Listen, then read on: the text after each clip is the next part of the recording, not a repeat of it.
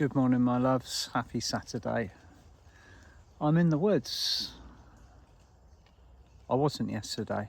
I needed a bit of extra time, so thank you for your lovely responses on the posts that I put. And did you all enjoy that moon? It was quite something else, wasn't it? The brightest and the lightest and the shiniest of the moons that we've had this year, and it feels like we've had quite a few of them all kind of melting and merging into one another. Today is astrological Samhain. There's no veils. I don't know if anybody else has felt this when they've been out and tuned in, but the world of spirit is here. It's not just close. It's not just an onion skin away. It's actually, I feel as if we have completely breached that them and us. We have got a merging of energies, and it's come through as a stillness that is very beautiful and very peaceful.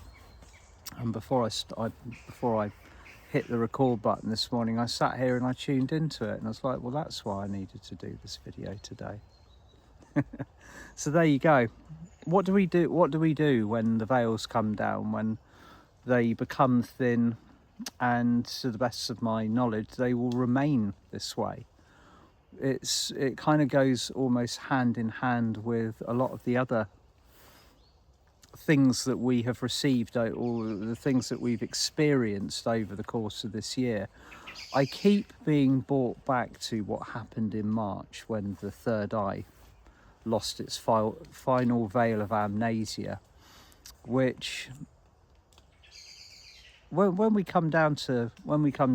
incarnated on Earth, when we chose to incarnate in 3D, the main attraction of this incarnation is that we come down here with no knowledge or memory, a few kind of threads maybe, or indication of who we truly are and where we've come from, what our source energy is, where our soul frequency, the beacon, originated from. We've got no memory of this. We're just born into these very limited human bodies, and over the course of our spiritual growth and all of the tests and the initiations and the expansions that we go with, one by one these veils fall away.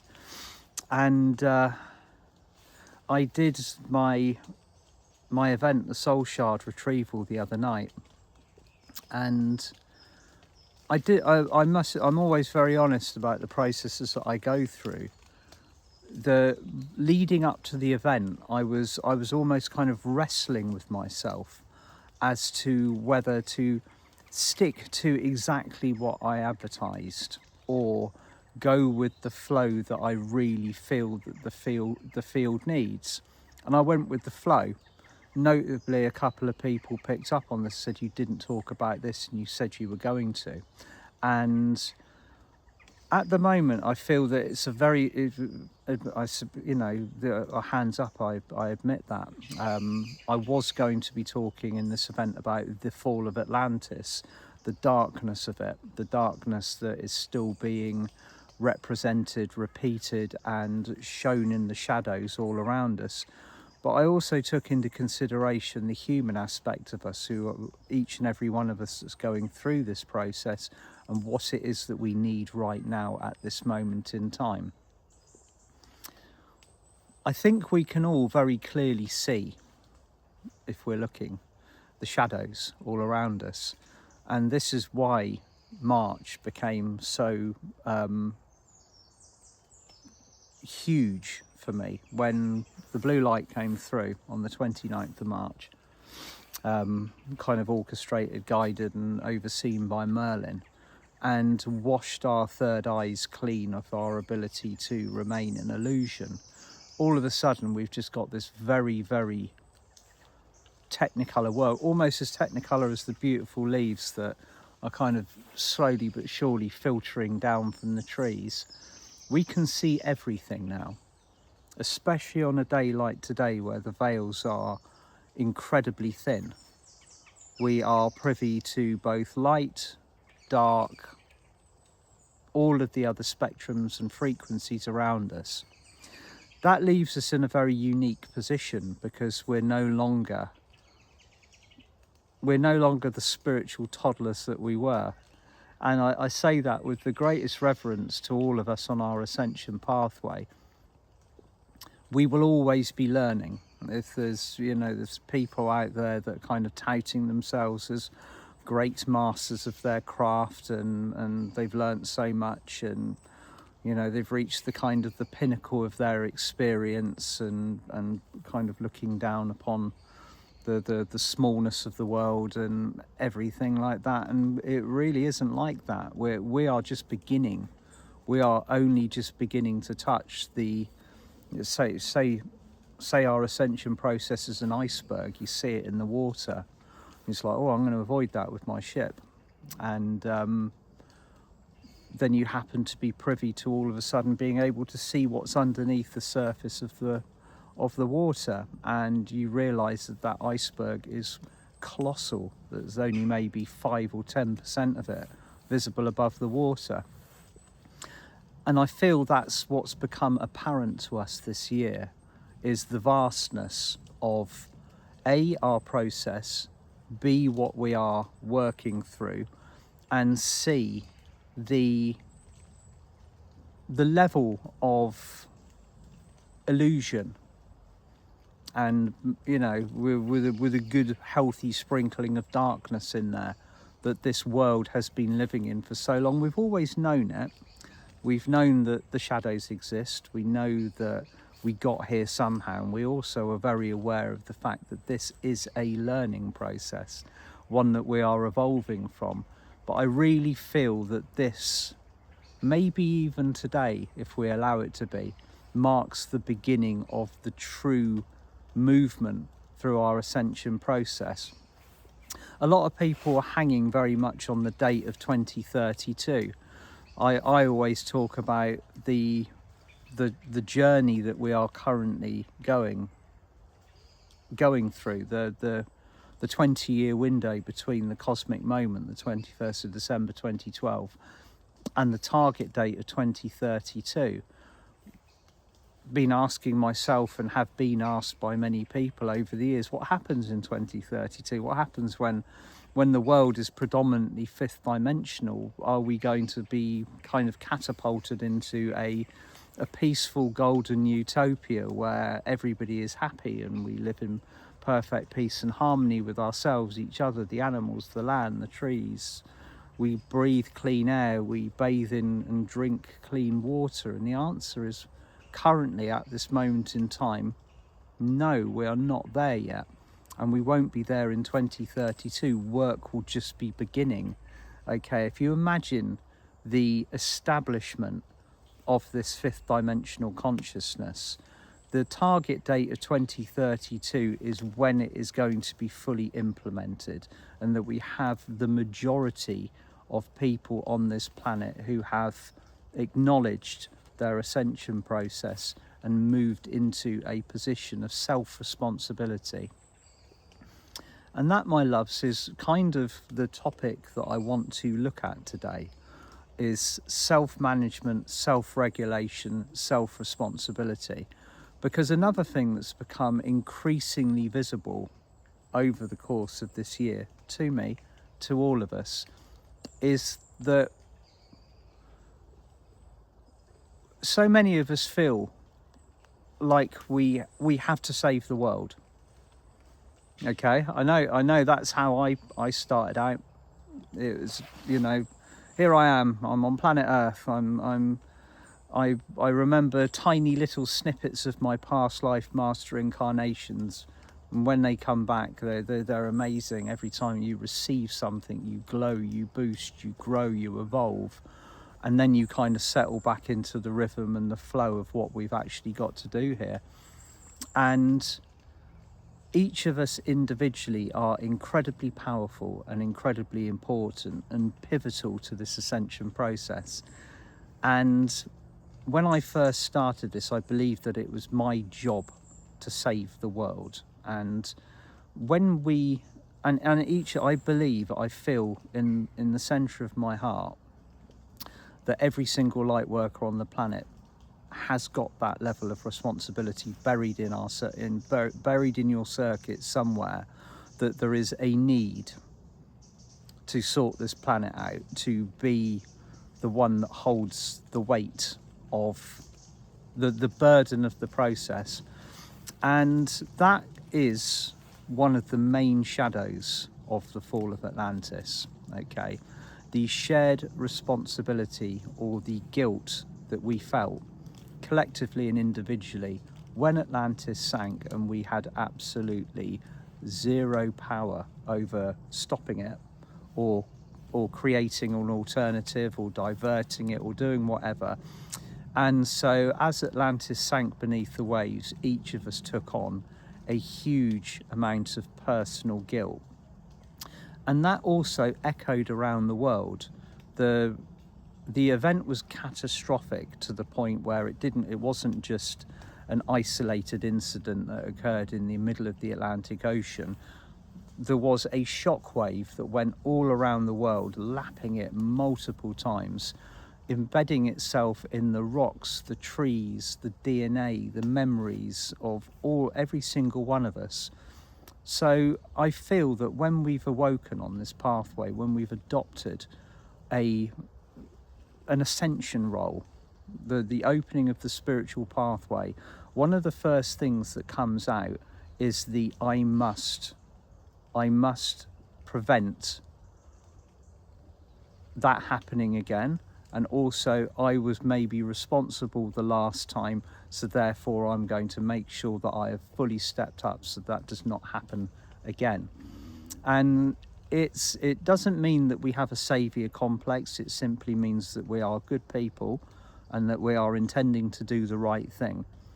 But I feel at the moment, collectively, as well as maybe having a little bit of fear of the future, which is a very human thing to be having, the burden of that responsibility weighing heavy upon all of our shoulders is something that should be seen, felt, honoured, loved, embraced and released. It needs to go. So you and I are not responsible for the ascension process of other people. We're not responsible for their awakening. We're not responsible for saving the world. We are here to be part of the new expansive future by being the very, very best people that we possibly can be. So that brings the attention from us placing our intention and our attention into the exterior world and feeling increasingly helpless, back to ourselves. Now, the outside world we cannot manage, regardless of whether we are gifted with power or money. It will do what it is doing based on the collective rolling of consciousness out there and the things that are being worked through. If you look at the shadows that are rising up and you look at the amount of frequency, light and assistance that's coming in from the universe, when you look at the bigger picture like that, it's a lot easier to go, hey, actually I think this is being managed okay, I'm going to work upon my own process. So it's coming back from feeling as if we have got to save the world, save each other, shake people awake, and bringing it back to refining our own process.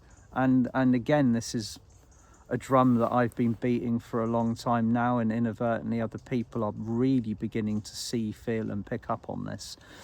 It's not a case of going, oh, screw it, I'll just worry about me. It's a case of I can serve better from a place of considered perfection.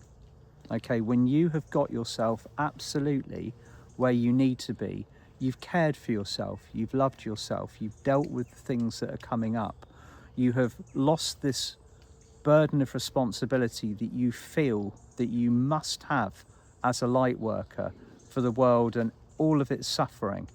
Doesn't mean that you turn a blind eye to the suffering of the world, the pain of the world, and the things that people are going through.